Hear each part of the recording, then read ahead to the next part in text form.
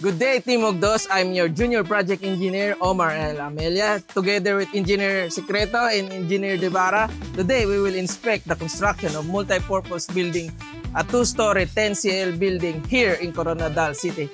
Tara! Let's go!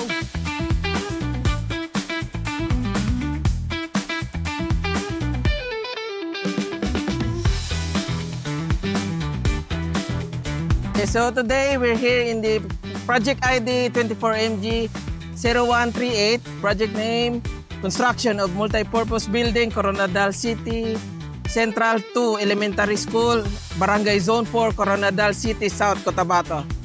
This building has a dimension of 55 meters by 12 meters, and under the contractor is the Burgos Construction with the revised contract amount of 29,699,993.01 centavos.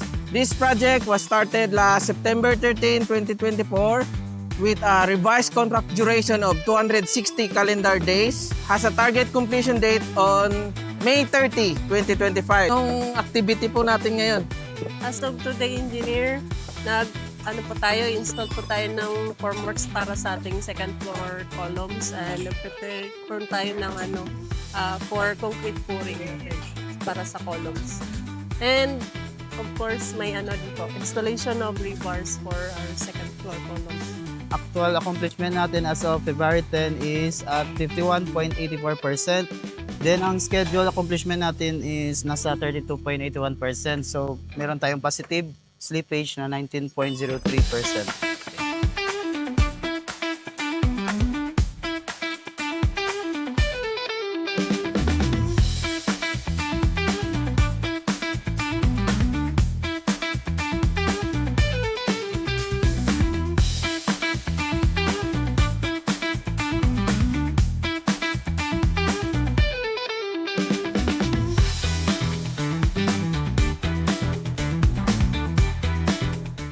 So tapos na po tayo sa inspection. So tatanungin natin ang contractor po natin, ang Burgos Construction, kung ano po yung target accomplishment nila for this month of February.